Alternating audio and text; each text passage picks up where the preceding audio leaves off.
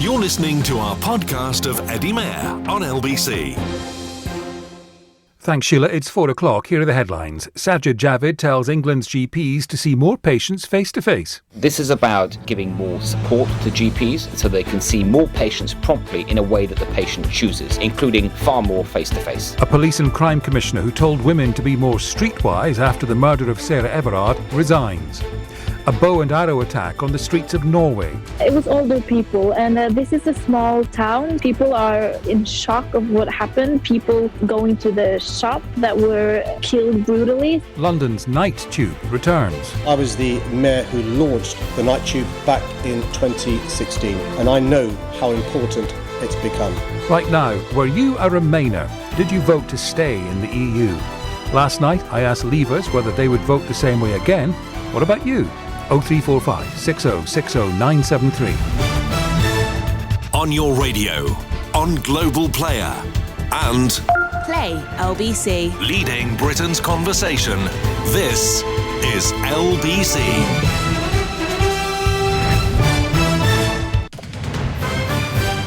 This is LBC. From Global, leading Britain's conversation with Eddie Mair. Welcome. I want to hear from you tonight if you voted Remain in 2016. Last night we devoted this hour to hearing from Leave voters. Did they regret their decision now, and would they vote Leave again? Tonight I want to hear from you if in 2016 you wanted to stay in the EU. Why did you want to stay? What were your reasons? And when you look at Britain today, how much of our difficulties do you think are down to Brexit? 0345 6060 973 is the number. We know about the HGV shortages, the Northern Ireland crisis, the shortage of staff and thousands of businesses, problems with pig farming, energy bills surging and all of that. And some of these problems are being experienced in several countries in the world. They're not unique to Britain. But has Brexit made any of them worse? You can text 84850. And I wonder how you reflect on what happened, because ultimately you were on the losing side. And you may look at what's going on in the country now and be going, well, nah, I was right. If only you'd listened to me. After all these years, do you still think you were right to vote Remain? Or maybe Brexit hasn't been as bad as you feared. Maybe you think, in fact, it's good. If you are unhappy, though, you really think Brexit's been calamitous for the UK and you were right all along, are you prepared to fight to rejoin the EU? Or are you over it? And actually, however bad you might think it is, the last thing you want is to have the old arguments again. Remainers only this hour after Leavers last night. 0345 6060 973. I'm looking for people who in 2016 were not persuaded by this. The best thing for us now, because we're a great country, a proud economy, a proud democracy, is to take back control over our borders, over the huge sums of money that we send to the European Union. And actually, there are plenty of people who now think that the cost of getting out would be virtually nil, and the cost of staying in would be very high. Shortages of food, fuel and medicines. That does sound pretty bad, you've got to be honest. I think there's a lot of scaremongering around, and a lot of people are playing into Project Fear. No, there will be no shortages of fresh food. I think that there are a number of economic factors in play. Some prices may go up. Other prices will come down. Unlike these civil servants sitting in Whitehall, I spent 20 years in international trade, buying and selling goods and shipping them all over the world. And the idea, given there are over 100 ports, active ports, in the United Kingdom, that even if there was a problem at Dover, there'd be food shortages, is complete and utter rubbish. It's Project Fear, Mark II. It should be utterly, completely, totally disregarded. That was then. This is now. And if you voted Remain, I want to hear from you tonight. What do you feel now about your vote? And hand on heart, has it really been as bad as you feared? Maybe you're, on balance, fine with Brexit now. Or perhaps you want to fight to rejoin the EU. 0345 6060 973. Remainers only this hour, because this time last night we gave the floor to Leavers. Why did they vote to leave? And are they still happy with the choice?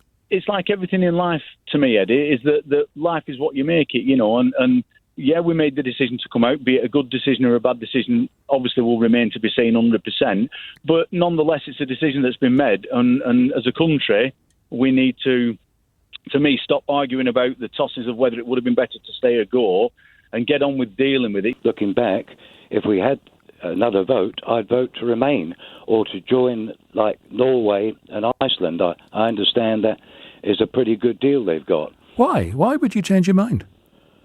Because I think this country's in a mess, partly to do with the policy of having restrictions on people coming into the country and carers, farm workers, factory workers. So I deeply regret it, and I think this country is in a dire straits mess. Well, as it is, I think the situation with the petrol and the EV drivers is all man-made. I think they have done it intentionally to make up their point that we shouldn't have left Europe. You think, Grace, that the shortage of fuel at the pumps and the HGV driver shortage is made up by people who want to make Brexit look bad? I think so. Right. I think so. I think there's an element of that. Honestly, I always thought that when Brexit starts, it's going to be a bit of a mess. But the problem is this whole pandemic has just turned it into a hellstorm, really. I think there's more to do with the pandemic than there is for Brexit taking all the all the blame. So given the choice again, you'd still vote leave? I'd still vote leave. I remember talking with my son. He wanted to remain, I wanted to leave. But I was worried because I thought, well, I don't want him to be out of work. I don't want to vote leave and then the result is catastrophic for him. But in fact, he and his partner are both in booming businesses. They're both architects. And in actual fact, from their point of view, everything is booming. And so I feel very relieved that I haven't caused unemployment for my son by voting leave. But my reason for voting leave was really more to do with democracy and sovereignty. I think everything they're saying about there's HGV shortages, Brexit's affecting everything, everything's on the downfall. It's not. I mean, there's just as many lorries queuing to try and go over the Dartford crossing as there was 1, 2, 3 years ago. Are you saying there aren't problems? Are you saying Brexit has nothing to do with them? No. I'm saying, yeah, there's no problems. This is all just, I just feel like it's all made up. 0345 6060 973. I think it's quite useful to have these conversations in the way we're having them. It was great to hear from leavers last night, some of whom have changed their mind, but most, to my memory, did not. Much of the Brexit debate was, for better or worse, there was quite a lot of shouting, wasn't there, and anger. So I find this quite useful to hear from one side, one night, and tonight, calmly and respectfully, to the other side too. So if you are a Remainer, look into your heart, if you would. How do you really feel about this now? It may be that privately you think, this isn't as bad as I feared, or at least whatever problems we're having, Brexit hasn't particularly made things much worse. Or maybe you're still spitting feathers and want to get back in the EU at the earliest opportunity. Either way, and anything in between, keen to hear from you. You can text 84850, tweet at LBC. And just listening to one of those callers last night, the woman whose son had voted Remain and she'd voted Leave, and they've both slightly moved their positions. I know during the time of Brexit, we talked a lot about families falling out and how in some relationships, you couldn't talk about Brexit. It was like, not talking about religion or politics. You couldn't talk about Brexit because partners were virulently opposed to each other's positions. There were fathers who didn't talk to their daughters and sons who didn't talk to their mums. Well, here we are. And so I'm also sort of keen to hear about that. If you're a Remainer who had lots of Leave friends, I wonder how those relations are now. Do you dare talk about the B word? Anyway, lots to talk about. Here's Shane in Newmarket. Shane, how are you? Not bad, yourself, Eddie. I'm fine. Why did you vote Remain? So I worked in Europe from 2013 to 2016. Shane, we've got a terrible line and we're going to get back to you. Andrew is in Hackney. Hi. Oh, hi, Eddie. Nice to speak to you. Same question to you. Why did you vote Remain? I didn't think that there was any real advantage to leaving, and I thought there were lots of disadvantages. I probably thought it would be a bit more sudden than it was in terms of the changes. I don't think Project Fear was but these weren't unreasonable suggestions, but these things take a lot longer to happen. So I was concerned that the advantages we had being part of a single market would be lost. And so it's proved, it appears. So it certainly, cost us a few friends and cost us quite a bit of money. And yes, I can't see much that we have gained from it. I thought it was very sad to see Lord Frost the other day making a speech in a quite distant ambassador's front lounge to what seemed like an empty room, making his demands whilst the EU were 27 nations in a well-lit hall with a crowd of people, and it sort of seemed to emphasise the idea that we are becoming a quite isolated nation. I've also married a German woman who came here over 30 years ago, and we've had to spend quite a lot of money getting her citizenship, and we have many German and European friends that are here in very different circumstances, and have heard lots of quite sad stories about. I've lost one friend who's left because of the position, and on the New Year's, I think it was a New Year's holiday, New Year's Day celebration, I met an Italian scientist who worked in a Cambridge laboratory, and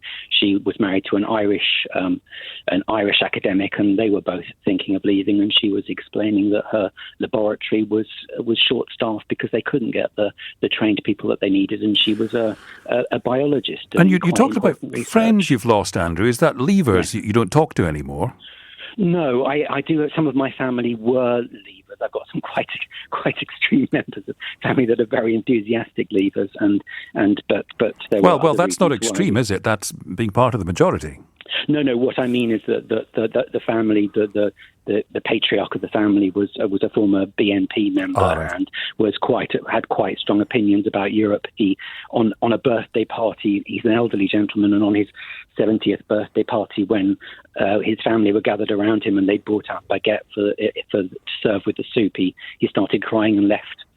Because he didn't think that French bread should be served on his birthday, that kind of thing. So that's by the by. Yes, sorry, that's interesting sidetrack. Too much. I'm sure there are lots of very reasonable and decent ones. And how do you feel about how it's gone? I hear what you said about your friends and so on, but in terms of how the country is going and the country's outlook, was it honestly as bad as you thought?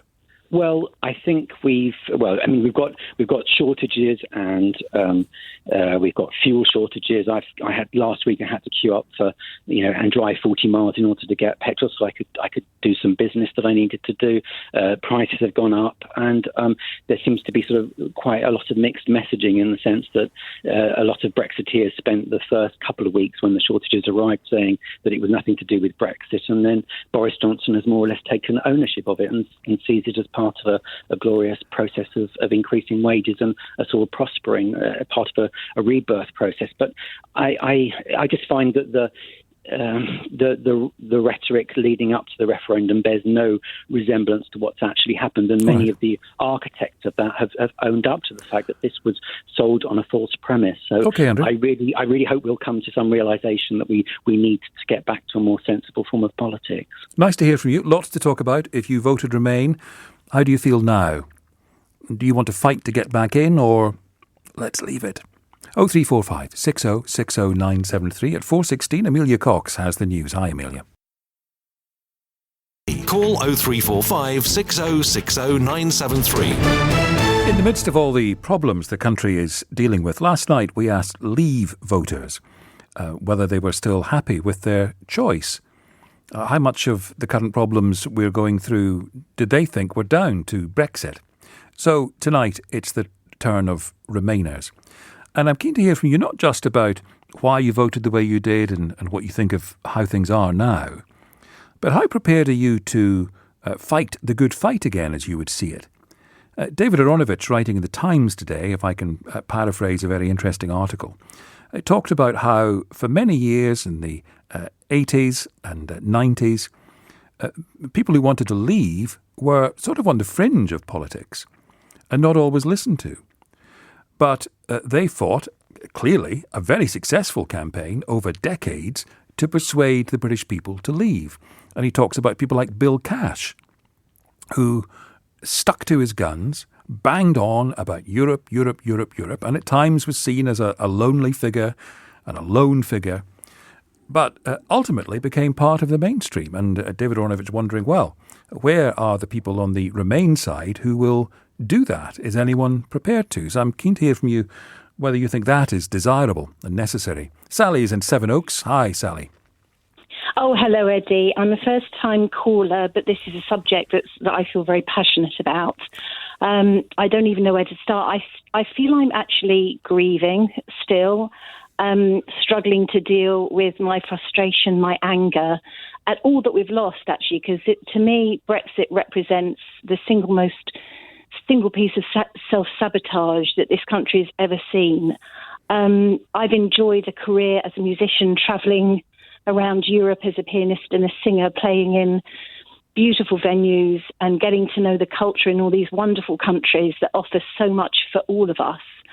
And I'm not saying I can't still do that, but there's going to be a lot more red tape, and it won't have the same sense of belonging as I felt very European. All my children are creatives, and I've seen how the creative arts have been impacted quite severely by all the red tape in the bureaucracy. And it's not just the performers, it's the people who provide the lighting, it's the orchestras. So on that aspect, it feels very personal.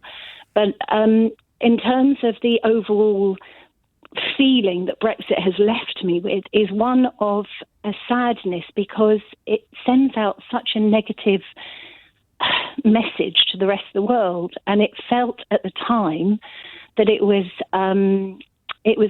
a vote made against immigration. And this word, uncontrolled immigration, was used relentlessly in the campaign, when in fact that, again, was just smoke and mirrors. In fact, our immigration has increased since we've left the European Union. And what about where we are now, Sally? Leaving aside what led up to the referendum itself and your feelings about it, how bad do you think Brexit has actually been? I don't think we've seen anything yet. We're only at the beginning. We're just seeing hints of it, and it's obviously it's in the mix of the pandemic as well. So it's not easy to dissect exactly what is Brexit related. Obviously, staff shortages are clearly a Brexit issue, because we don't have free movement of people anymore.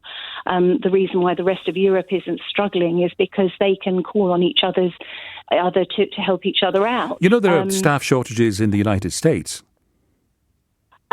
Well, that may be so, but we're not the United States, we're Europe. We were in alliance with our closest neighbours. We're 22 miles away from them. We were, in a single market. We were importing and exporting with our closest neighbours. It seemed to me that it was a fantastic arrangement.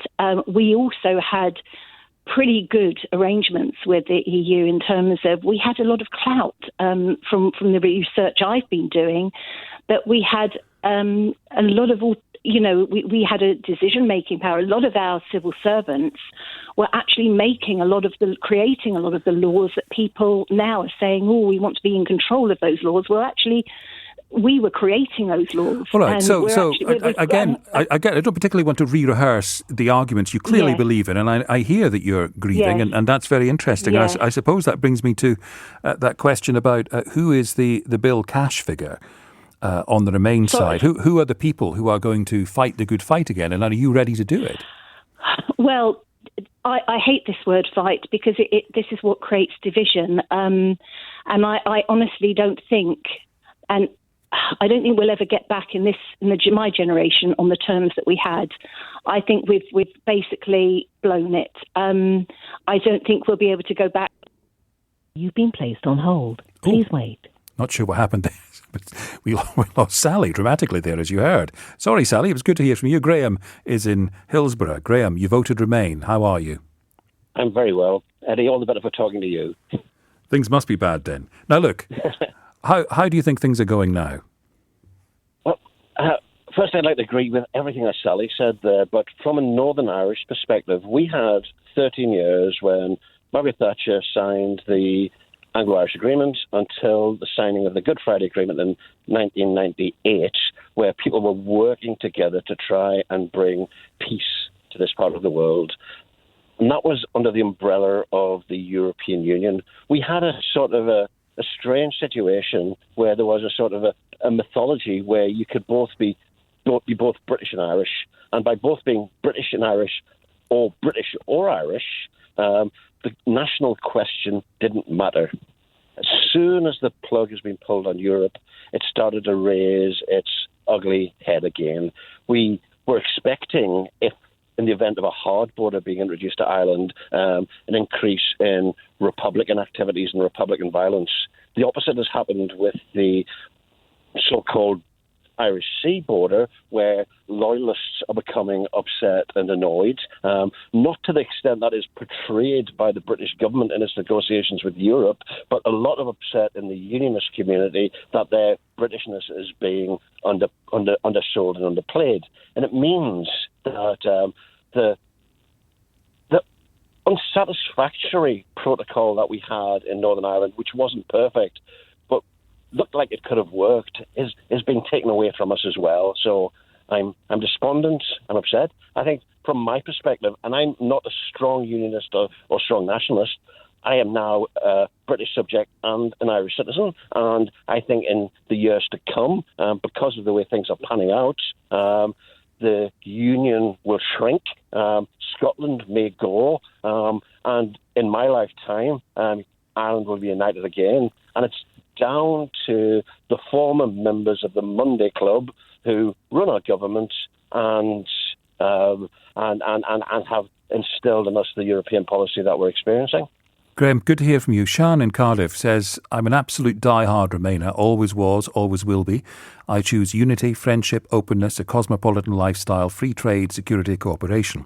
No institution is perfect, granted, but in terms of what we've lost, I feel it's profound. Whereas I can't see any tangible benefits, only isolation, division, and lots of businesses struggling. I feel the discourse of the last 6 years has changed our country forever.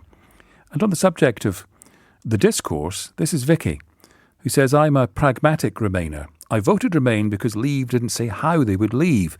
There was no plan, so I voted for the status quo.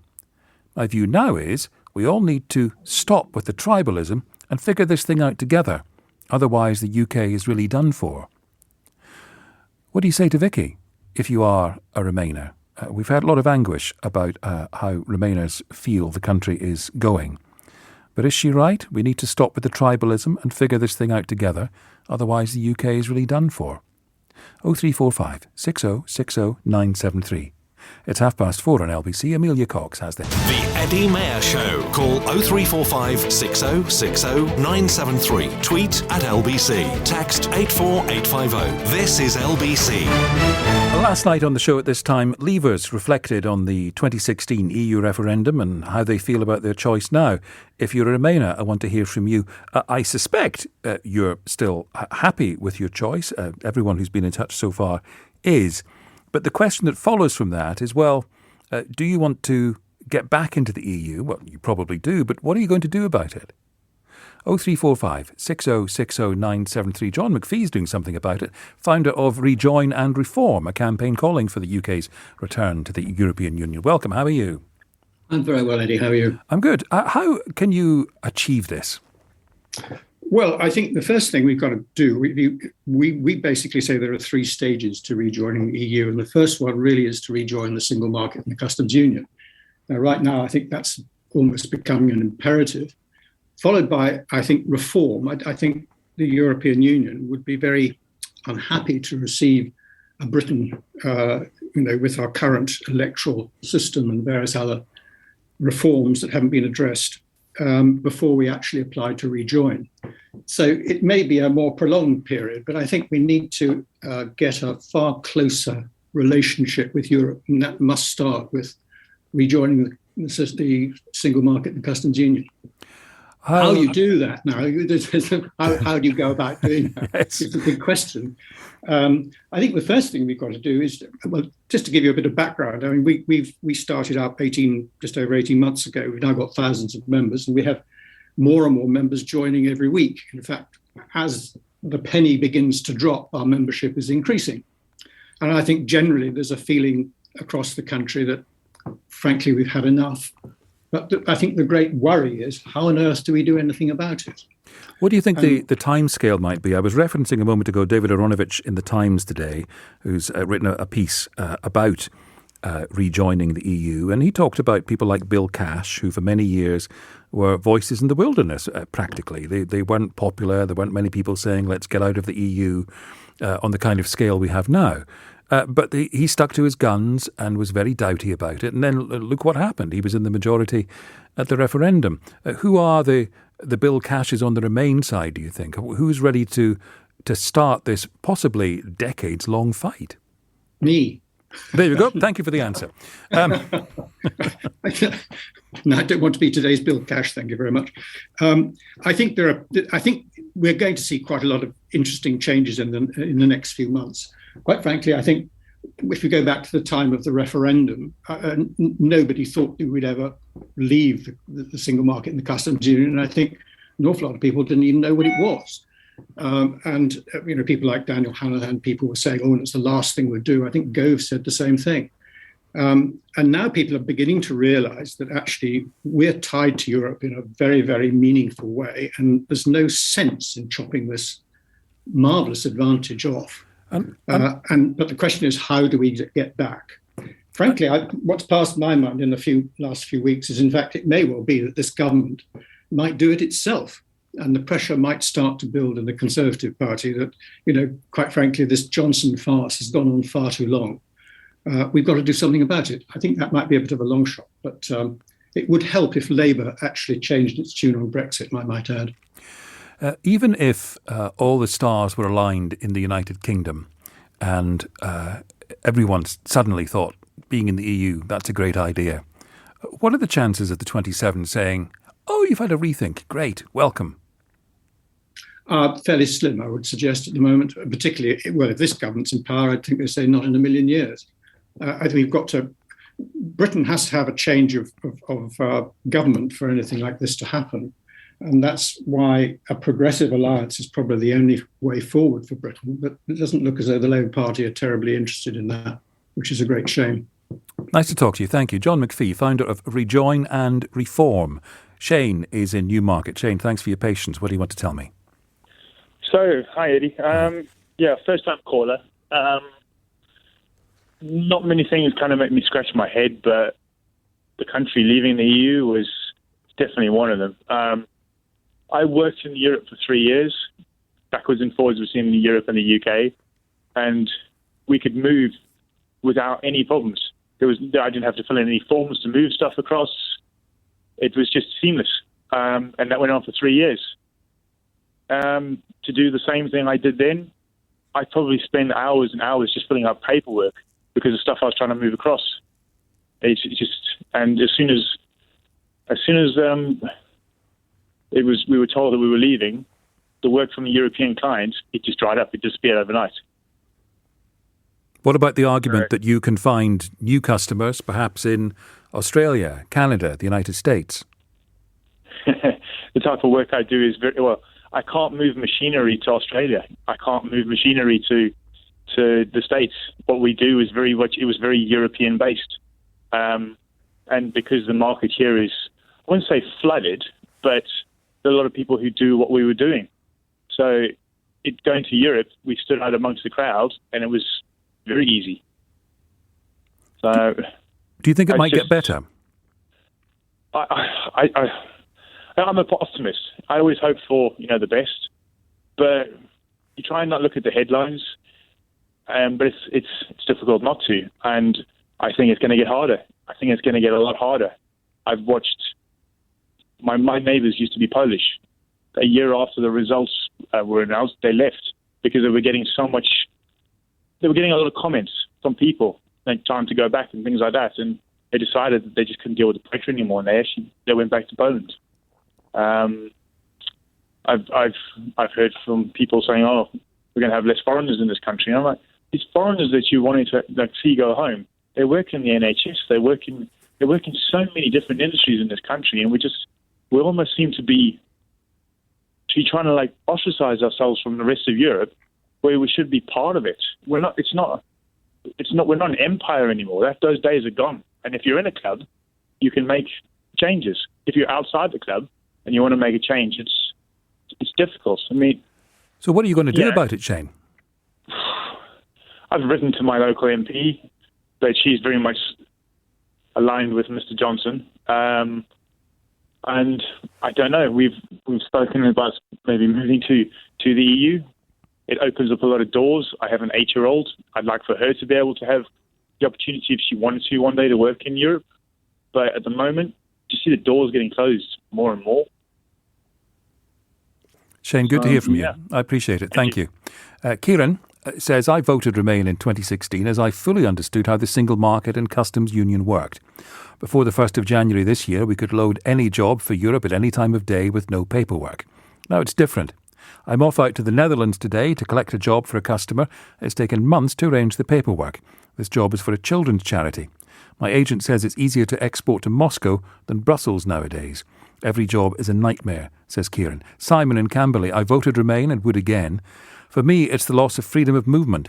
Not only the damage to the UK economy because of the lack of EU skilled labour, it's mine and my family's loss of freedom. I will fight to rejoin. I hope it happens in my lifetime so my grandson can benefit. Well, it's about the fight to rejoin, I guess, isn't it? You're not happy with how things are, but given the situation we had from John McPhee, nothing's going to happen overnight. Are you really ready to go for it again? 0345 6060 973. Dave is in Hornchurch. Hi, Dave. Hi there. I voted to Remain. I was in two minds. My sort of heart wanted to vote out. But being a business owner, and I would say 90% of the products we sell come from Europe. Why was your heart saying out, Dave? I read a book once before. I think it was called The Problem with Europe. And I could never see how Europe could ever work with a German economy with the euro and a Greek economy. They never seemed to add up. And I thought Europe was... I didn't like the judges being in charge that could overrule our judges. That sort of thing. But being in business, and most of my products come from Europe, I thought, no, be sensible, vote Remain. I was worried about when the Chancellor said that the pound would drop dramatically against the euro, them sort of things. So a bit of project fear. Okay. So I voted Remain. But I've got to say, nothing's affected us. We don't export. So I don't get them problems with the paperwork, what the last gentleman was saying. But would I vote? Yeah, I probably would vote Leave this time, knowing now that none of these bad things that they publicised were going to happen. So Project Fear never came to pass. What about some of the things that Remainers have cited on the programme already about society being a little more hostile, for example, to foreigners, about freedom of movement being curtailed? My business deals with a hell of a lot of foreigners. We supply the car body repair trade, and I would say, again, 50-60% of them people are from Europe. They've set up businesses in this country. None of them have left. They're all still here. And you read about that they expected 3 million people to register from Europe in this country as citizens, and it's double that, and it's 6 million. I don't understand, because I was one of the few that voted Remain out of my friends. Most of them were Leave. I don't know, and there are different sort of people to the people that want to rejoin the EU. It's more of a political thing, I believe. If you're sort of more left-wing Labour, you would rather rejoin. If you're a Tory, Conservative type supporter, you're quite happy and you want to stay out. And tell me about the conversations with your friends then. Are they sort of glad you've come round to their way of thinking? We don't really talk about it. It's gone. It's done. It's over. The only things I see about people wanting to rejoin is probably on Twitter. Twitter seems to be, I don't know why I get it on my Twitter feed. Perhaps I looked on something once and now I get it all the time. But the stories about empty shelves and shortages. I do the shopping for my household. I've never come back from the supermarket with something that was not on my list. And there are shortages in our business. Where there's a shortage of blue and white pigments in the paint industry. But that's nothing to do with Europe. That's just the way it is at the moment around the world. There's a worldwide shortage. Dave, good to hear from you. Thank you. Well, there's Dave, voted Remain, although one important organ was urging him to vote Leave. And now he'd vote Leave. What about you? 0345 6060 973. Here are the headlines from Amelia. This is LBC with Eddie Mayer. Call 0345 6060 973. Did you vote Remain in the referendum 5 years ago? How do you feel about your vote now? Most of the people who've been in touch so far are still happy with their vote, would do so again. I'm also curious as to what you think the effect of Brexit has been. Has it really been as bad as you feared? And if so, what will you do about it? 0345 6060 973. Annette is in Oxford. Welcome, Annette. Hello. Hello, Eddie. I'm all right, thank you. Well, my case is a little bit different. Now, I was unable to vote in the referendum back in 2016 because I did not have British citizenship at that time. I am from Germany originally, but I've lived in the UK for 40 years. And I obviously always campaigned for Remain, still did after the referendum, campaigned for a people's vote. And I am absolutely devastated about the outcome. And certainly the loss of freedom of movement and what is happening in Northern Ireland now. What do you think will persuade a majority of people to back Remain?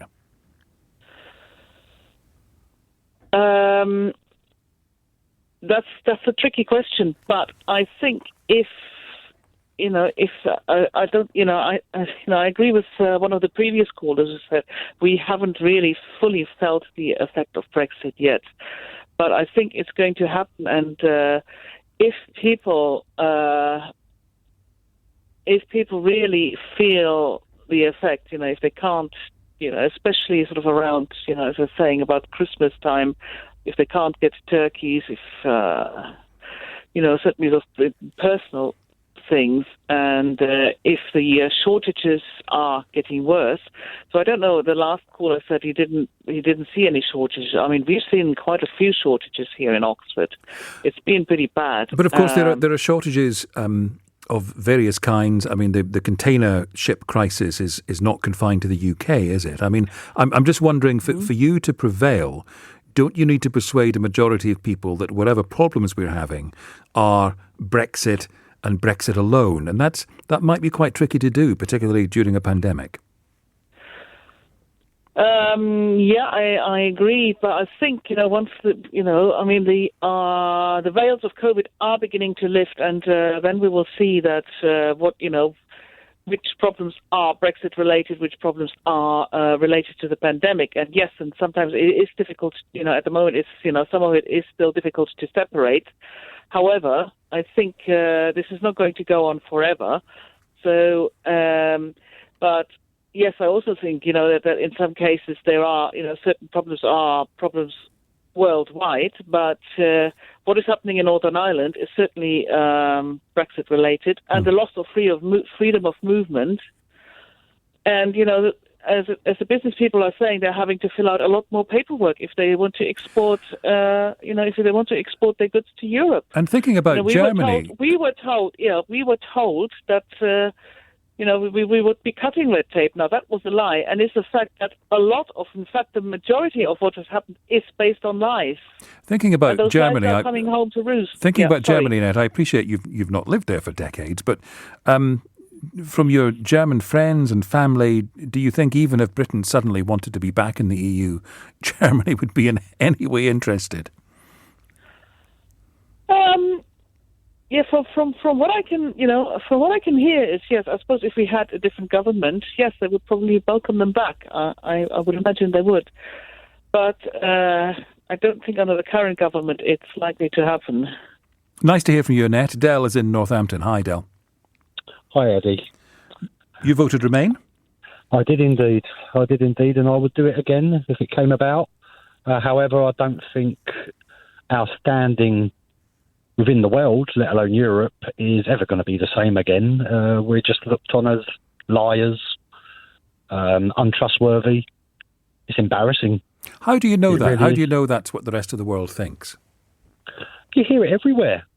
You know, I listen to a lot of different things. I speak to a lot of different people on social media. I used to travel a lot of Europe myself. I'm a biker, so I've been all over Europe, and it's embarrassing now. I'm on bike groups and all sorts of things, and the way we're looked at is really embarrassing, you know, and they wouldn't trust us again.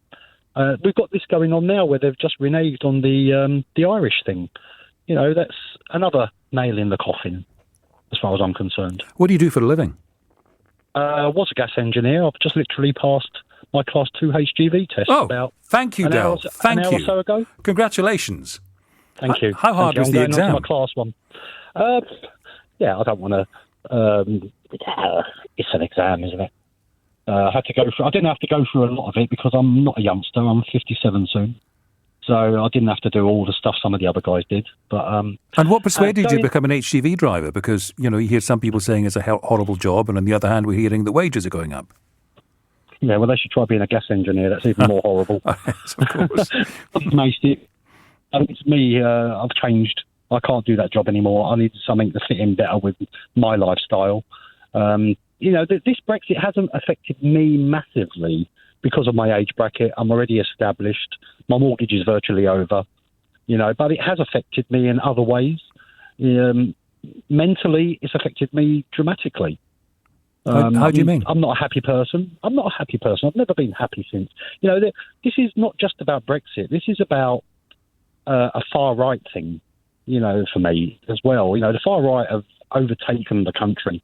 You know, this goes back to the general election as well. You know, that was a big part of it. They're connected as far as I'm concerned.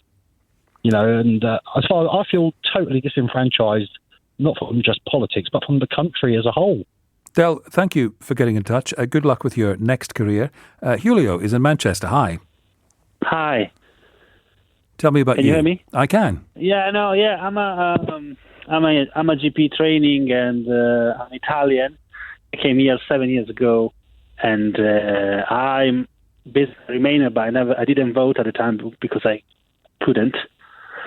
But I think that now it's too early to see that it's a Brexit thing. So I think it's like too much the pandemic to see the Brexit impact. But for sure, I think they're like two different lines.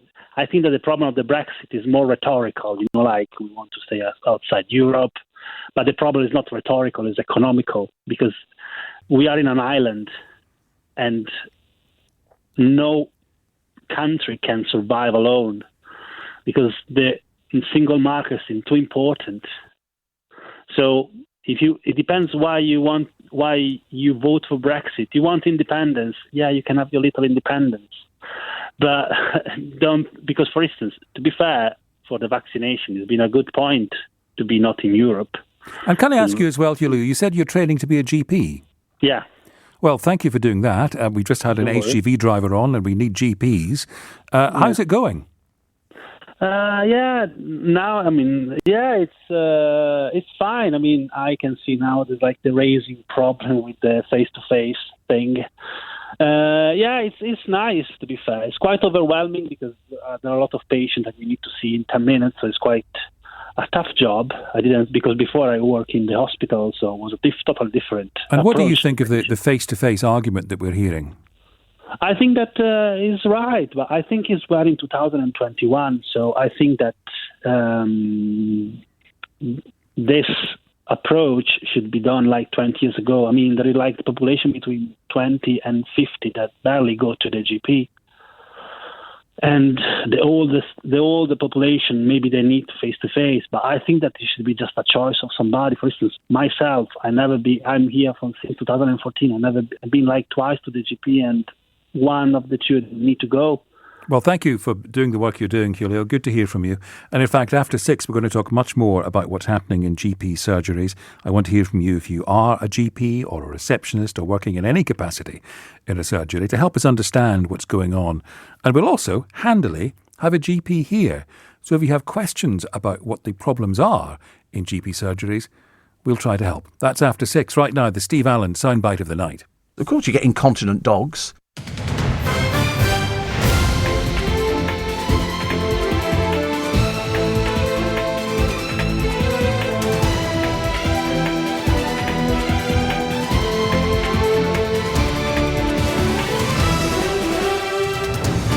This is LBC. I'm Eddie Mayer. The headlines at 5 o'clock. The UK COVID figures for the last 24 hours. Deaths 157. New cases 45,000. Vaccinations 68,000. Sajid Javid tells England's GPs to see more patients face to face. This is about giving more support to GPs so they can see more patients promptly in a way that the patient chooses, including far more face-to-face. But he refuses to face GPs himself.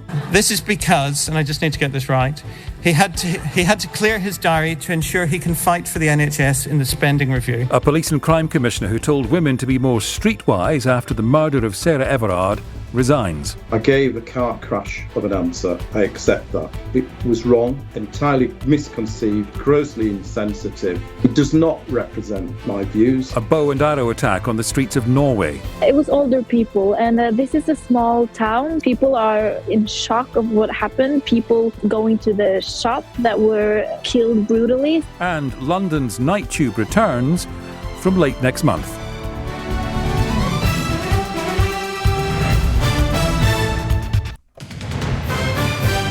This is LBC from Global, leading Britain's conversation with Eddie Mayer. The state of the National Health Service is front and centre again tonight for 2 reasons.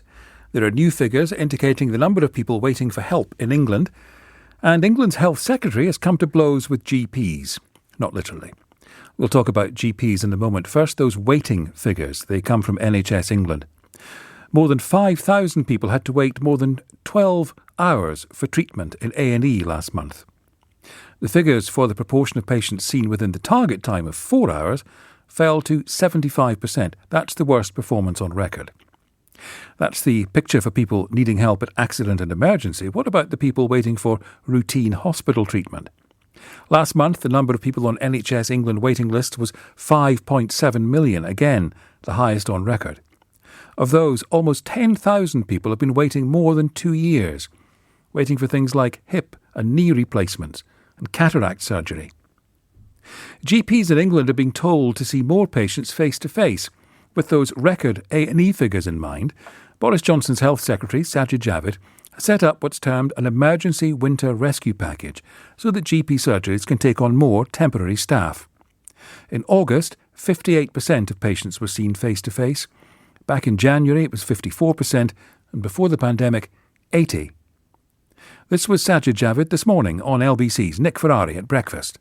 This is about giving more support to GPs so they can see more patients promptly in a way that the patient chooses. And there's a lot of things in this package, but if I can just highlight 2 or 3 things very quickly. The GPs rightly came and said, look, if you want us to see more people, we need more funding for capacity. So this is £250 million in terms of a winter access fund. They wanted to see changes in the infection protection control guidance so they can get more people in their surgeries, but obviously in a safe way. And that's what the UK Health Security Agency is exactly what they've done. And they said, look, can you take some of the workload off us and put it into other parts of primary care? And that will really help us. And that's why we're expanding what's called the community pharmacy scheme. And taken together, this means that more patients can be seen promptly, including far more face-to-face. There's a lot of stick, though, isn't there, Secretary of State? I read these headlines. GPs named and shamed if they don't see patients.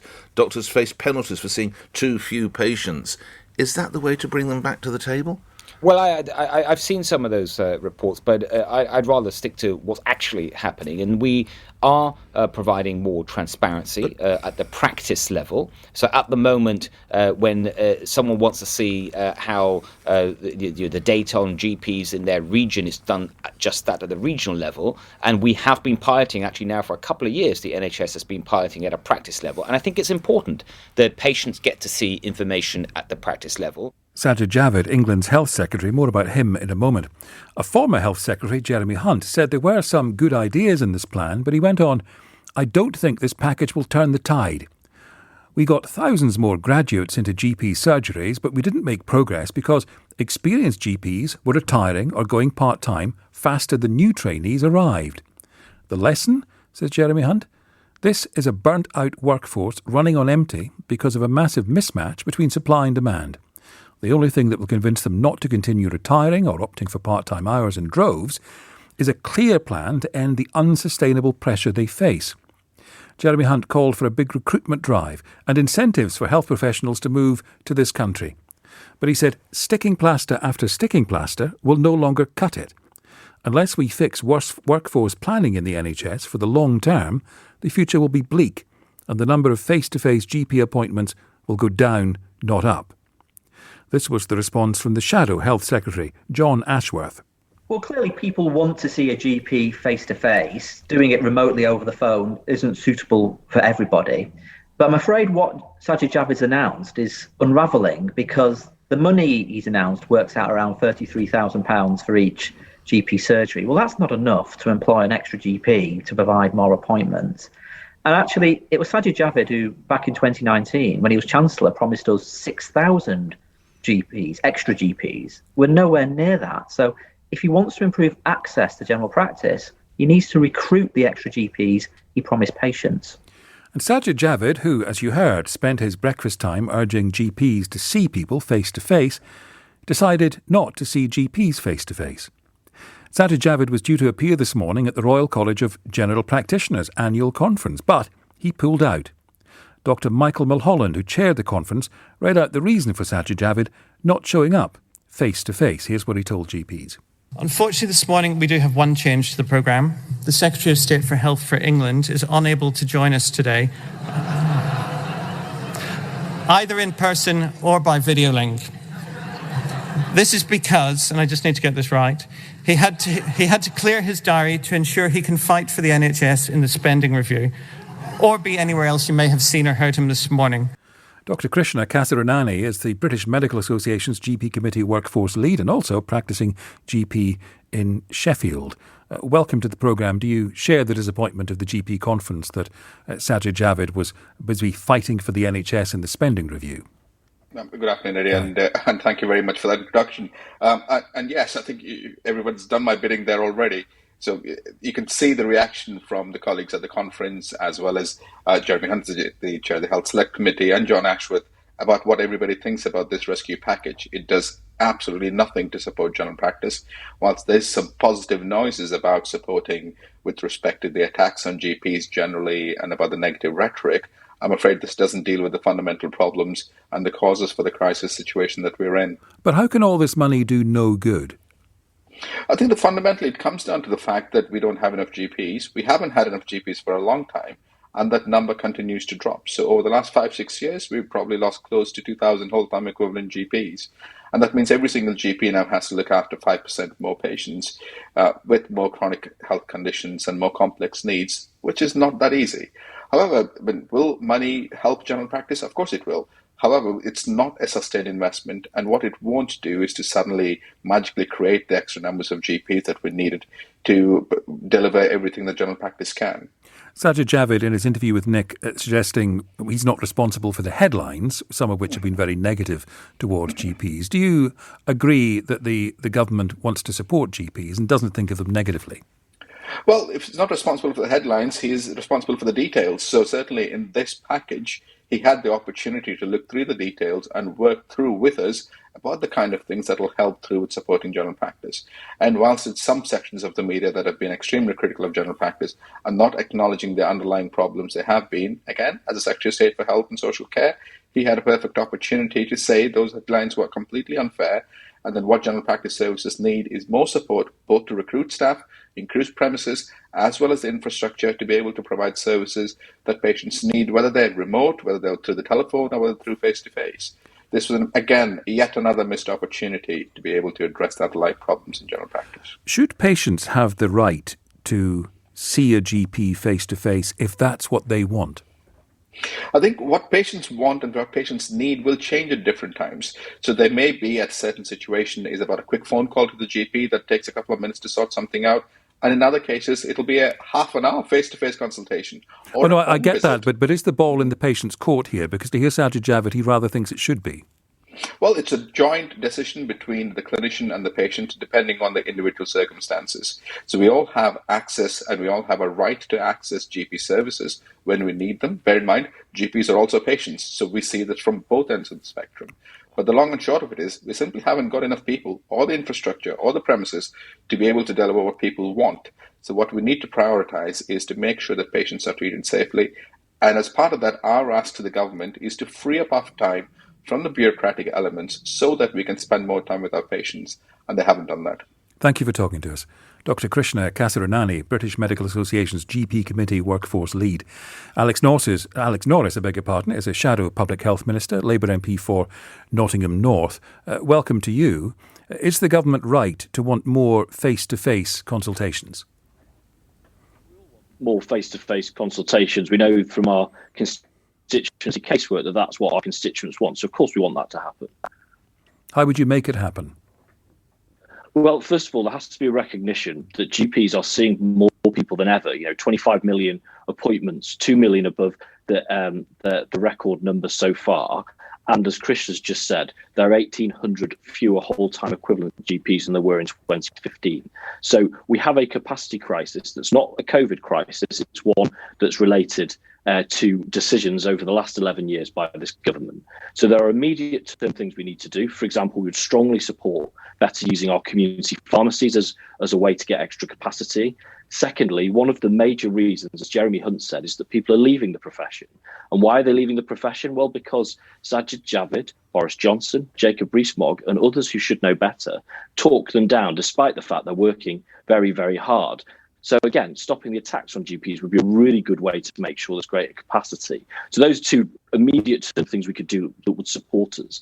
But in the long run, we're going to need to train more GPs. We've been promised 6,000 more, and yet we're not making any progress to that. So that's the thing that's going to change if we want to get all the face-to-face appointments that we know our constituents want. So the immediate plan would be to use pharmacists more and stop being horrible about GPs, and the long-term plan is to hire more of them. You heard what Jeremy Hunt had to say about all the graduates who came in, but people kept leaving, and so there was still a gap. How much more financial investment is required? Well, I don't think putting a single pounds and pence figure is quite characterising what the issue is here, because clearly... Are you saying it doesn't need more money? No, I'm not saying that. We're very clear that... Well, how much more money are you prepared to spend? Well, Eddie, we've made this commitment. The government have put in this new levy over the next 3 years. They've not said how that's going to spend it. They've committed today to £250 million for this recovery programme. It's clear everybody who's responded to that has said that it's not enough. It's about £33,000 per practice. That isn't going to go very far in terms of capacity. So clearly, they're going to need to lean more on the levy that they've taken off people through national insurance and use that matched against the need to tackle it. And that, would seem to be a logical thing to do. But you can't say how much more money the GP system needs to bring it up to the standard you think is necessary. No, because as I say, just putting a hard blanket figure on it misses the point of what the issues are here. Because if we can stem the tide of people leaving the profession, we will need to put less in. But that has to start immediately. And at the moment, the government are exacerbating that process. So it's a multifactorial situation that a single figure I don't think would serve at this point. Jeremy Hunt suggests getting more doctors from Canada and Australia. Would you like to see more coming from the EU? I'd like to grow our own. One of the things... Well, if you're talking about plugging the gap in the meantime, what about that? No, what I'm saying is if we want a GP workforce, quick fixes, I've talked about some immediate sustainable things, but quick fixes are not going to be the answer. Well, quick fixes will fix things quickly. No, they will stabilise the system. I want to see, because where are GPs, Eddie? Where are the biggest gaps at GPs? Well, it's poorer communities like mine, so-called red wall communities, and that's because we don't train people in this part of the world in great enough numbers. No, I get all of that, but while you wait the years to train people, why don't you get people from the EU?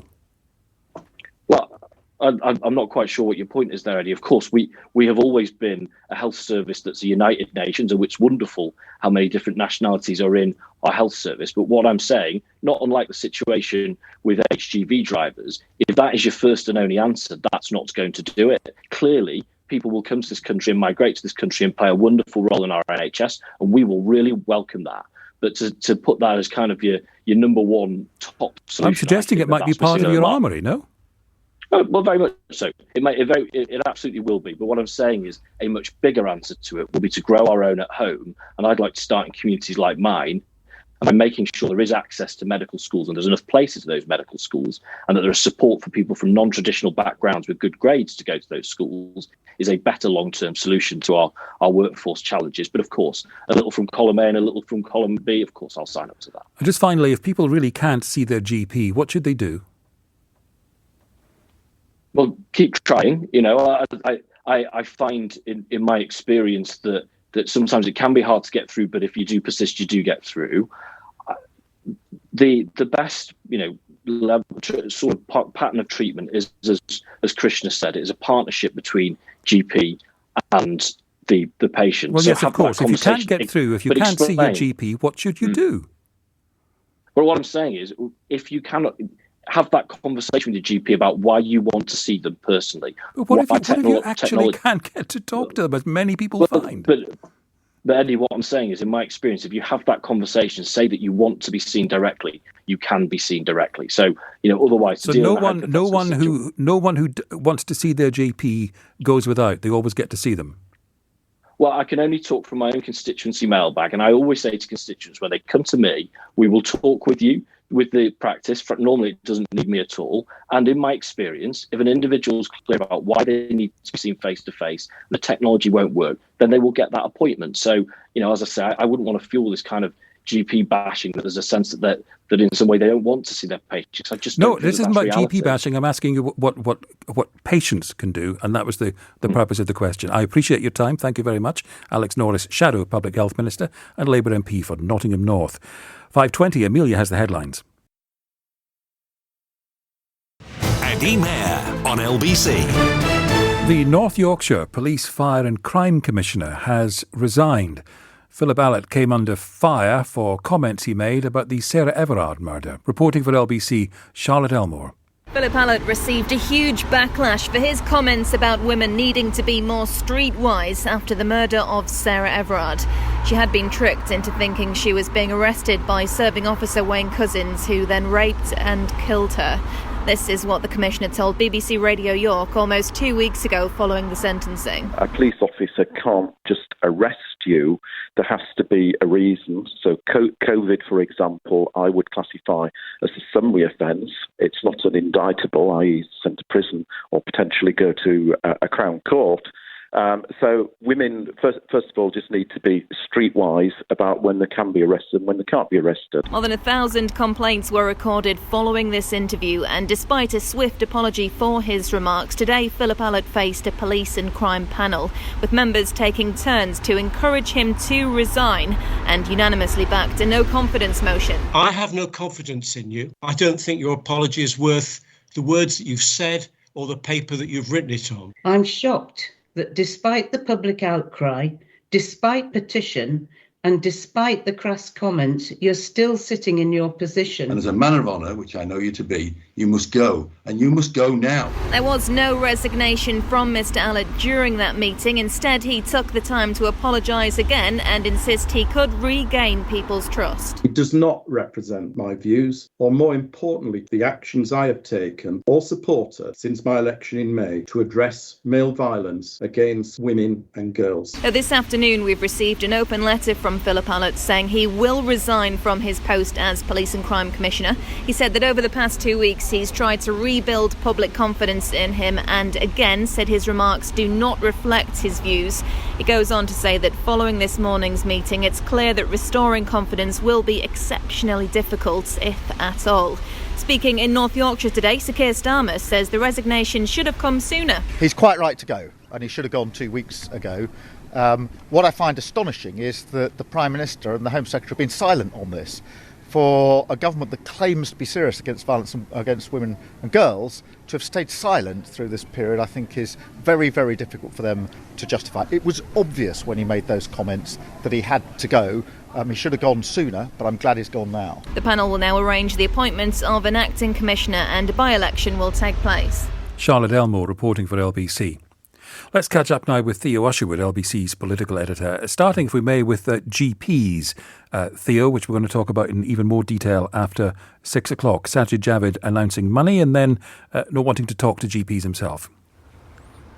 Yes, it's been a difficult day for Sajid Javid as he announced an extra £250 million to improve access. This is off the back of a campaign by the newspaper The Daily Mail that too many patients were not receiving face-to-face appointments with their GPs, firstly during the pandemic, but then after the pandemic.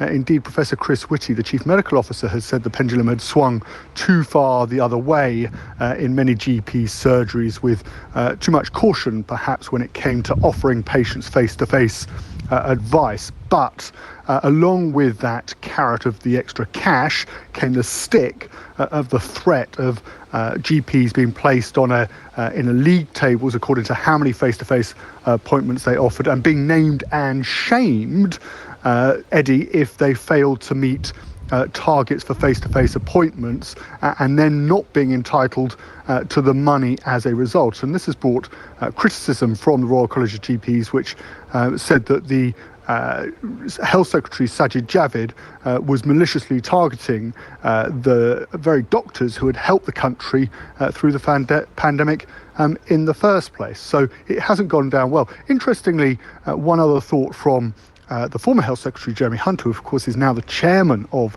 the Health Select Committee of MPs that published that report earlier in the week about the lessons learned from COVID. He's been busy tweeting today, saying that the problem that he faced when he was Health Secretary was not necessarily in the recruiting of young graduates to join the profession and become GPs, but despite thousands doing exactly that, what he couldn't do as Health Secretary was persuade those at the very end of their career to stay on as GPs, as so many wanted to retire because of burnout from the job. And of course, you'll remember that only a couple of years ago, the government promised an extra 6,000 GPs, and yet the profession is decreasing in number simply because so many are walking away.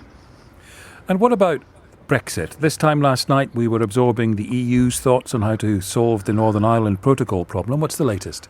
So we've had the public pronouncements, firstly, of course, from Lord David Frost, our chief Brexit negotiator, saying that he wanted to rip up the protocol. And then, of course, from Maros Sefcovic, his opposite number on the European Commission's side, making what Downing Street viewed as quite a generous offer initially, as ripping up 4 out of 5 of all of the checks on goods travelling from mainland Great Britain into Northern Ireland. But there's two sticking points still.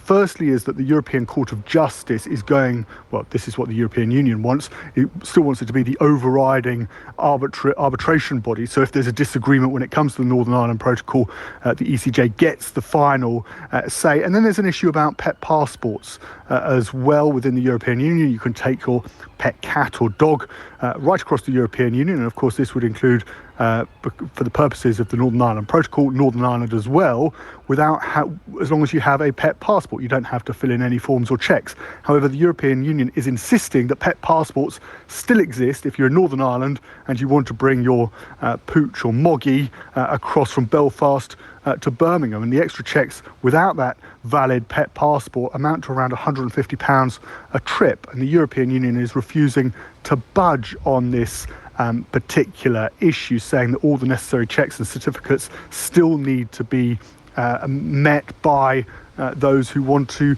make the journey, and the government's still hoping for that. But right now, these negotiations have gone to ground. Everybody's in a locked room trying to find a solution to the main outstanding issues in the hope that an agreement can be reached.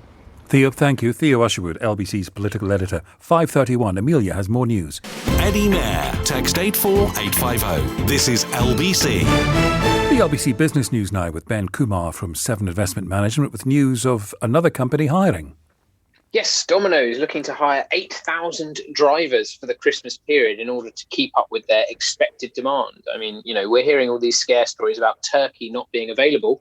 So perhaps it means more people, in Domino's view, are going to be ordering pizza for Christmas Day. I mean, I would kind of be up for that. I don't really like roast dinner, which is obviously a heretical thing to say. Oh. So a pizza on Christmas Day, I could go for that. And if you don't like pizza, there's always octopus. Yes, very good.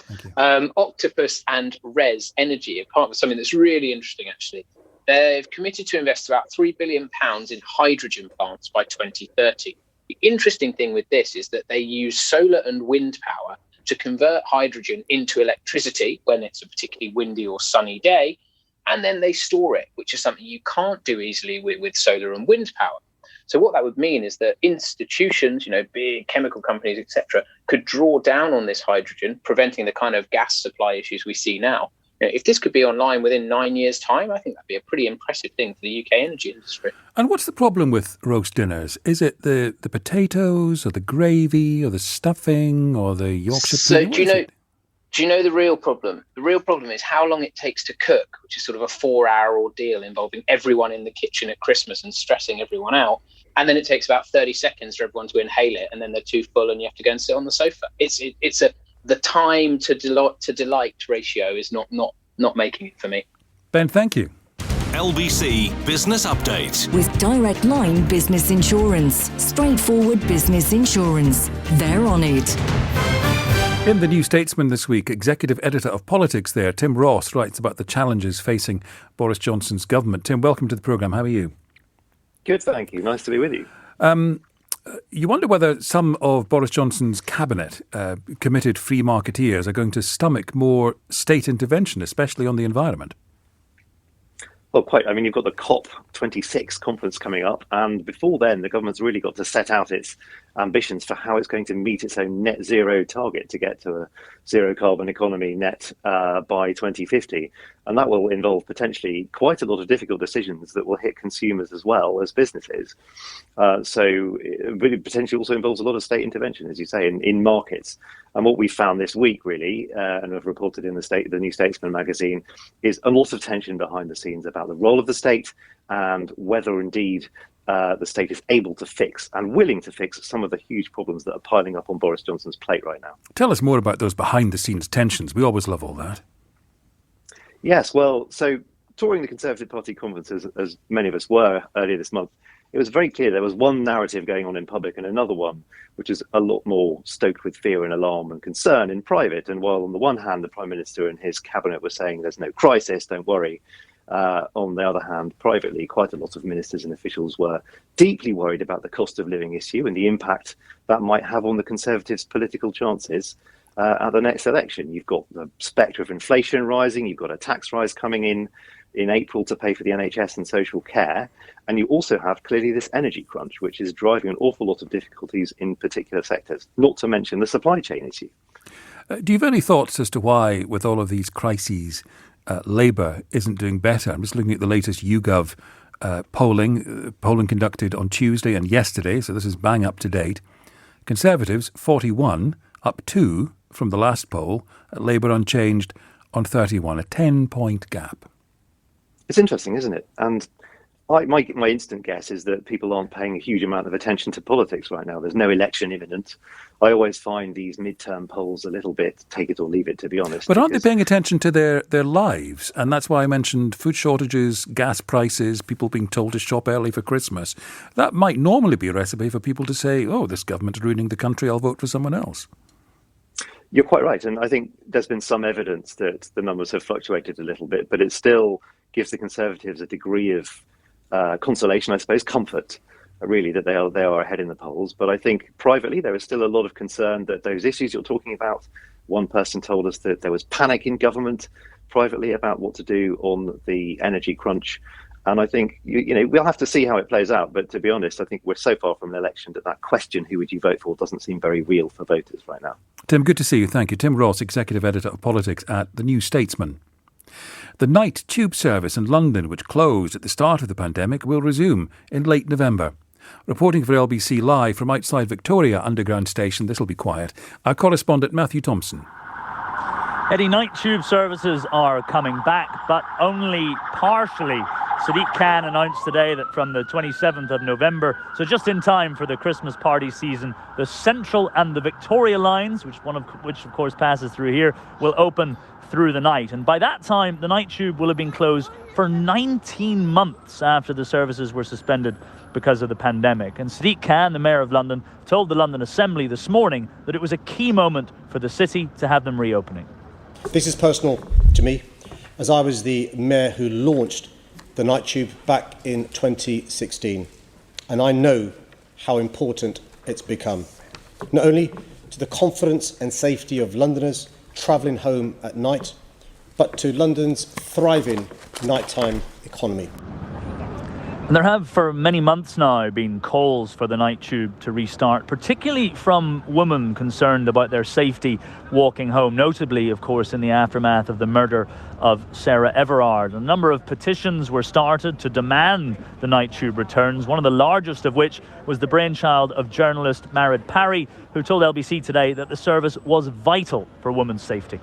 It's undoubtedly like a huge thing that protects women. Like, if we can't get a night tube home late at night, it's not so easy as to just book a taxi or get a bus home, because those sometimes don't reach the right places, and taxis are extortionate. There's a massive Uber shortage at the moment. Like, it's all been a bit all over the shop. And for us as women, and not just women, anyone who feels vulnerable being out late at night, like, this is life-saving for a lot of people. You know what I mean? Like, it saves people walking home in the dark and having God knows what happened to them. But there are concerns, Eddie, today that it's only a job half done, because previously, of course, the night tube ran on 3 other lines, the Northern, the Jubilee and the Piccadilly lines. And Transport for London said today that those would open as soon as practicable, but it's unlikely, I think, to be this year. And sources at TfL told me today that the main issue has been a shortage of staff. Throughout the pandemic, TfL has been losing staff to the normal things like retirement and people moving on, but it's struggled, I'm told, to train replacements because some of the training programs, particularly those for drivers, were paused during the pandemic for various social distancing reasons. And if you add that, Eddie, to the recent disputes with the union, the RMT, over staffing levels of over the night tube, they're concerned about them because of safety issues and having enough staff on hand. And then you can start to see why the staffing has been a problem. But it mightn't be enough to assuage campaigners and businesses, many of whom want to see the full service up and running to help London's economy bounce back. The London Conservatives said today that 2 out of 5 lines wasn't good enough, and that for the sake of women's safety, it should be fully restored. Matthew Thompson reporting live. Norway's security services say a bow and arrow attack which killed several people appears to have been an act of terror. Police say the suspect, who's 37 and from Denmark, had converted to Islam and there were fears he'd been radicalised. Thea Ødegaarden is a reporter for TV2 in Kongsberg in Norway, where all of this took place. Thea, thanks for joining us. What happened?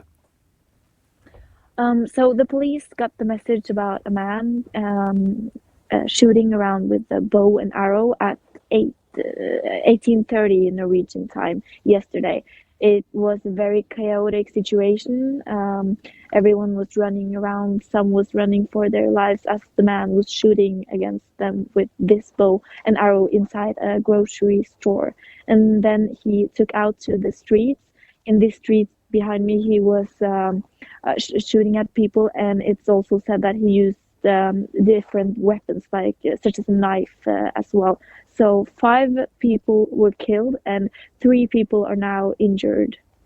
How quickly were the police able to apprehend him? It took half an hour before they took him, and now he is in arrest in a city close here. and he has acknowledges the conditions. So he hasn't pleaded guilty, but he confirmed that he did the attack. And what is known about him? Well, he is a 37-year-old Danish citizen, but who has lived his whole life in Norway. He is also born and raised here. After that, we know that he is converted to Islam, and that he has been in and out of psychiatric health services. And I wonder, I do see the street behind you, it's all quiet now. Yeah. I wonder what people have been telling you today. It's so shocking. It's so shocking. People are shocked and devastated. Behind me here, some are putting down flowers and lighting candles at the houses where the people who have been killed were living. The police haven't confirmed any names yet, but this is a small town, so quite a lot of people know each other here. So it's just been sad. I mean, I've been outside in the streets the whole day and yesterday in the night, and people are shocked and they are concerned for their small town. Thank you for talking to us. We appreciate it. That's Thea Odegaarden, reporter for TV2, reporting live from Kongsberg in Norway. 5:46 now on LBC. Amelia has more news. Eddie Mair on LBC. Several people have been killed in Beirut after gunfire broke out during a protest. The protest was held over the inquiry into that huge explosion at the port of Beirut last year, which killed more than 200 people. Chloe Cornish is Middle East correspondent for the Financial Times, based in Beirut. Tell us more first, Chloe, about the protest itself. So I think it might be better to describe what happened as a rally rather than a protest, right. Because it was attended by partisans of some political parties, and the most important one being Hezbollah, which is an Iranian kind of supported paramilitary, but also very important political force here in Lebanon. And it had sent its partisans down to protest this very sensitive investigation that is going on into the Beirut blast, which happened in August 2020. But a lot of these partisans did go to the streets armed in what is being described as a provocative show of force. So I wouldn't want listeners to think it was like a sort of straightforward protest. That's not quite what we were seeing. And several people dead. Yes, unfortunately, 6 people have been confirmed as being killed today in gunfights that lasted for 4 hours. The neighbourhoods around this area were kind of rocked by the sound of gunfire, and also about 4 explosions, which were caused by rocket-propelled grenades. So a horrible death toll. And it's also come at a time when Lebanon is suffering its worst economic collapse in its history, and at a time of great tension over this blast probe. And in terms of the governance of Lebanon at this very difficult time, the government's only been in office for about a month, I think. That's right. Lebanon had a very long interregnum after the explosion in the port. The government at the time had stood down, but haggling between political factions had stopped any new administration being formed. That was obviously really bad because there was a massive financial and economic crisis unfolding and making everything much worse. And if you don't have a government to govern effectively, then there's nothing that you can really do meaningfully to stop that from happening. So what is so problematic about the inquiry into that appalling explosion? So Judge Tariq Tor, who is the second judge to have taken on this very onerous job of trying to get to the bottom of who was responsible for this horrendous blast which killed well over 200 people. He's the second judge, as I said, to take up this job. And what he's done that's really shocked the political establishment here in Lebanon is he's gone after senior politicians and senior security officials who he believes he has grounds to charge for negligence leading to this awful tragedy that happened. in Lebanon, the political parties, whilst they may seem to be divided on the outside, they have a bit of a tendency to close ranks when they're all threatened together, because he's gone after politicians across the spectrum. So this has really threatened the whole kind of establishment, and that's why it's so sensitive. Chloe, thanks for talking to us. Chloe Cornish, Middle East correspondent for the Financial Times, based in Beirut. Last night, we reported on the latest mission to the edge of space, paid for by a billionaire. Thanks to Jeff Bezos, who founded Amazon, William Shatner boldly went where no 90-year-old had been before. That's the thing. The covering of blue, the sheet, this blanket, this comforter of blue that we have around it. We think, oh, that's blue sky. And then suddenly you shoot through it all of a sudden, as though you whip off a sheet off you when you're asleep, and you're looking into blackness, into black ugliness. And you look down, and there's the blue down there, and the black up there. Our two guests last night agreed there was not much science involved in these missions. They're thrill rides. Well, now Prince William has weighed in, saying, quote, "We need some of the world's greatest brains and minds fixed on trying to repair this planet, not trying to find the next place to go and live." Dominic Reuter is a reporter for Insider who's written a piece about the wealth of Jeff Bezos. Dominic, thanks very much for joining us. These questions that are being asked about why this particular billionaire and others are spending so much money trying to get to the edge of space. A lot of people think they could be doing something more useful. I suppose it's their money, they can do what they want, but are some better than others? Hi, Eddie. Thanks for having me on. And I think that, what Jeff Bezos wants to do with his money is up to him for sure. But the way I would frame it perhaps is maybe to take issue with the Duke is to say that I don't think that we have to choose. I think there's a lot of great minds and there's clearly a lot of money. And I think that we can do both. And I think they could really step up on the saving the planet thing for now. You looked at what the billionaires on the Forbes 400 list have been doing in terms of giving their wealth to charity. Yes. So Jeff Bezos and his buddy Elon Musk, or rival, both have given less than 1% of their total net worth away to charity in their lifetimes. And by comparison, I looked at, what's the median net worth of the American household is about $122,000. That's the total net worth of the average American household. So in a lifetime of somebody giving just $1,200 in their lifetime to charity is already more generous on a proportional basis than Jeff Bezos or Musk has been, even though Musk and Bezos have given away, many millions of dollars. Is there any pressure, moral, public, political, or otherwise, to get people like Jeff Bezos to give more? I think that they use this giving as a measure of influence. Especially in America, these things are very tax-advantaged deals, and so they can give money to a charity or to a donor-advised fund, which then allows them to pay less on their taxes. In addition, a lot of their wealth is in the form of equities, and so that's simply not ever really taxed until it's recognized or converted.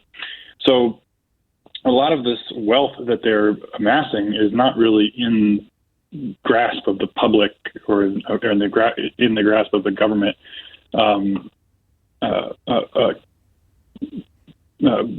treasury. So anyway, that's one way that it's really difficult. I mean, these things keep cropping up about how do we deal with wealth and how do we pressure folks that have got great amounts of wealth to do something useful with it instead of just sitting on it. That's more my issue. I think a lot of people would rather see Jeff Bezos use the money that he has rather than simply collecting more of it. Even his ex-wife, Mackenzie Scott, has given away some 13% of her fortune that she has received in the divorce from Jeff Bezos, and she's still richer than she was last year. because of just the way that the market works, the way that their wealth works. Dominic, thank you. Dominic Reuter, reporter for Insider, who's written a piece about the wealth of Jeff Bezos.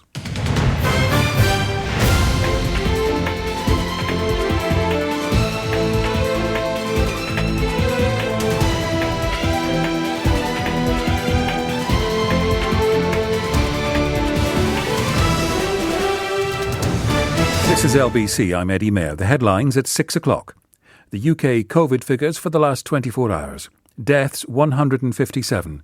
New cases 45,000. Vaccinations 68,000. Sajid Javid tells England's GPs to see more patients face-to-face. This is about giving more support to GPs so they can see more patients promptly in a way that the patient chooses, including far more face-to-face. But he refuses to face GPs himself.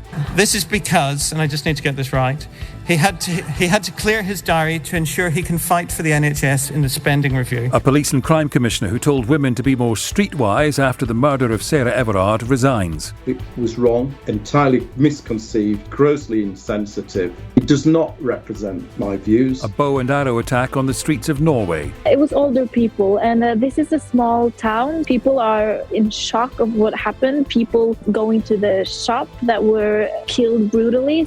This hour, are you a GP? Do you feel vilified by the government? Tell me what's happening in your surgery. 0345 6060 973. On your radio, on Global Player, and Play LBC. leading Britain's conversation. This is LBC. This is LBC from Global, leading Britain's conversation with Eddie Mayer. At this hour, we're going to try to ride two horses, which, by the way, you shouldn't try at home. This business with GPs and the struggle some patients clearly have to see their GPs in the way they would like to has got two sides to it, obviously. First of all, Ellie Cannon is going to be with us for this hour, who is a GP and a health commentator. And so if you're a patient and wondering, why is it like this? What is the problem here? Why is it so difficult? Maybe you've got questions about, I don't know, GPs' contracts, how much money they get paid, what sort of support they get, how many there are, how many are being trained. Ellie will do her best to help. So if you're a patient and you're wondering about this dispute and you're wondering about your own access to GPs and so on, give us a call. Ellie's going to be here for the hour. Ellie Cannon, GP and health commentator. The number 0345 6060 973. If there are aspects of this that baffle you or concern you, Ellie's not here to give medical advice, by the way, but she will do her best to help if you're confused or concerned, or you've simply got another question about what's happening in GP surgeries. 0345 6060 973. But the other horse is, I also want to hear from you if you're the other side of the stethoscope, if you're a GP or you work in a surgery in any capacity. GPs have been getting it in the neck for the drop in face-to-face consultations. More money's been announced today in England. Many patients know what it's like to struggle to get an appointment or see someone face-to-face, but what's it like for you? Whether you're a GP or a receptionist or work in any kind of admin in a surgery, can you shed some light on what it's been like during the pandemic and why face-to-face consultations are still so comparatively rare? I understand you may not want to give your name or details of your precise surgery, but it might be useful for the rest of us if you can help us understand the pressures and the reasons for service being as they are. Same number for you, 0345 6060 973, and you can text 84850. There are new figures today indicating the number of people waiting for help in England. The NHS says more than 5,000 people had to wait more than 12 hours for treatment in A&E. More than 12 hours in A&E. The figures for the proportion of patients seen within the target time of 4 hours fell to 75%. That's the worst performance on record. The government believes if GPs saw more people, some of that pressure on accident and emergency would be eased. Sajid Javid has set up what's termed an emergency winter rescue package so that GP surgeries can take on more temporary staff. In August, 58% of patients were seen face-to-face. In January, it was 54%. Before the pandemic, it was more than 80%. This was Sajid Javid this morning on LBC's Nick Ferrari at breakfast. This is about giving more support to GPs so they can see more patients promptly in a way that the patient chooses. And there's a lot of things in this package, but if I can just highlight 2 or 3 things very quickly. The GPs rightly came and said, look, if you want us to see more people, we need more funding for capacity. So this is £250 million in terms of a winter access fund. They wanted to see changes in the infection protection control guidance so they can get more people in their surgeries, but obviously in a safe way. And that's what the UK Health Security Agency is exactly what they've done. And they said, look, can you take some of the workload off us and put it into other parts of primary care? And that will really help us. And that's why we're expanding what's called the community pharmacy scheme. And taken together, this means that more patients can be seen promptly, including far more face-to-face. There's a lot of stick, though, isn't there, Secretary of State? I read these headlines. GPs named and shamed if they don't see patients. Doctors face penalties for seeing too few patients. Is that the way to bring them back to the table? Well, I've seen some of those reports, but I'd rather stick to what's actually happening. And we are providing more transparency at the practice level. So at the moment, when someone wants to see how the data on GPs in their region is done just that at the regional level, and we have been piloting actually now for a couple of years, the NHS has been piloting at a practice level. And I think it's important that patients get to see information at the practice level. That's how Sajid Javid sees it. If you're a patient and wondering about the detail of some of this, you can give us a call and speak to Ellie Cannon, GP and health commentator, 0345 6060 973. And as I say, if you are a GP or you work in a general practice, perhaps on reception, taking all these calls from sometimes bewildered or angry patients, let us know how it is from your perspective, 0345 6060 973. As for this plan from Sajid Javid today, one of his predecessors, Jeremy Hunt, said there were some good ideas in the plan, but he said, I don't think this package will turn the tide. We got thousands more graduates into GP surgeries, but we didn't make progress because experienced GPs were retiring or going part-time faster than new trainees arrived. The lesson, he says, this is a burnt-out workforce running on empty because of a massive mismatch between supply and demand. The only thing that will convince them not to continue retiring or opting for part-time hours in droves is a clear plan to end the unsustainable pressure they face. Jeremy Hunt called for a big recruitment drive and incentives for health professionals to move to this country. But Jeremy Hunt said sticking plaster after sticking plaster will no longer cut it. Unless we fix workforce planning in the NHS for the long term, the future will be bleak and the number of face-to-face GP appointments will go down, not up. If you're a GP, is he right? Tell me about the unsustainable pressure you face. In the last hour, we heard from Dr. Krishna Kasiranani from the British Medical Association's GP Committee. You can see the reaction from the colleagues at the conference, as well as Jeremy Hunt, the chair of the Health Select Committee, and John Ashworth, about what everybody thinks about this rescue package. It does absolutely nothing to support general practice. Whilst there's some positive noises about supporting with respect to the attacks on GPs generally and about the negative rhetoric, I'm afraid this doesn't deal with the fundamental problems and the causes for the crisis situation that we're in. I think that fundamentally it comes down to the fact that we don't have enough GPs. We haven't had enough GPs for a long time, and that number continues to drop. So over the last 5-6 years, we've probably lost close to 2,000 whole-time equivalent GPs. And that means every single GP now has to look after 5% more patients with more chronic health conditions and more complex needs. We also heard in the last hour from Labour, the Shadow Public Health Minister, Alex Norris. We have a capacity crisis that's not a COVID crisis. It's one that's related to decisions over the last 11 years by this government. So there are immediate term things we need to do. For example, we would strongly support better using our community pharmacies as a way to get extra capacity. Secondly, one of the major reasons, as Jeremy Hunt said, is that people are leaving the profession. And why are they leaving the profession? Well, because Sajid Javid, Boris Johnson, Jacob Rees-Mogg and others who should know better talk them down, despite the fact they're working very, very hard. So again, stopping the attacks on GPs would be a really good way to make sure there's greater capacity. So those two immediate term things we could do that would support us. But in the long run, we're going to need to train more GPs. We've been promised 6,000 more, and yet we're not making any progress to that. So that's the thing that's going to change if we want to get all the face-to-face appointments that we know our constituents want. What about you? I know many GPs listen to the programme. Do get in touch if you can help us understand what's happening and what you think would help. And if you're a patient, perhaps not having the best time and you're wondering why things are the way they are, you can also call and talk to Ellie Cannon, GP and health commentator, who's with us for the hour. Right now, Martin Marshall, who's also a GP in Newham and chairs the Royal College of General Practitioners, the professional body representing GPs. How are you tonight? Welcome. I'm very well, Eddie. Thank you very much for inviting me onto the show. What do people need to understand about how things are for GPs? I think the most important thing is to understand how general practice has changed over the last almost 2 decades, actually. I've been a GP for 30 years now.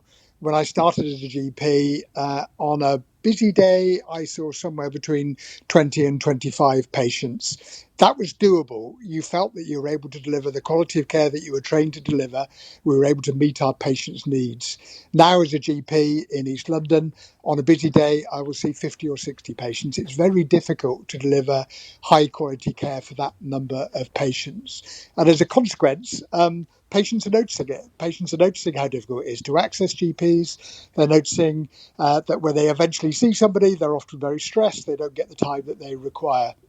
And GPs are also experiencing it, as you've described. A survey that our college carried out recently suggested that 60% of GPs said that their mental health had deteriorated significantly in the last 18 months. And 35% of GPs said that they were going to retire in the next 5 years. That would be 14,000 fewer GPs than we have already, and we already don't have enough. So the system is under massive stress. Patients are experiencing it, and GPs are experiencing it too. And when you talk about patients eventually seeing a GP, why is that so difficult, and how long can that wait sometimes be? Well, it really is a numbers game. As Jeremy Hunt said, the demand for general practice services and the need that we're trying to meet in general practice is nowhere like matched by the supply of clinicians. And by clinicians, I mean not just doctors, but general practice is often delivered by nurses and physios, mental health workers, pharmacists, and a range of other health professionals. The number of GPs in the workforce is now 2.5% fewer than it was 18 months ago and 5% fewer than it was 5 years ago.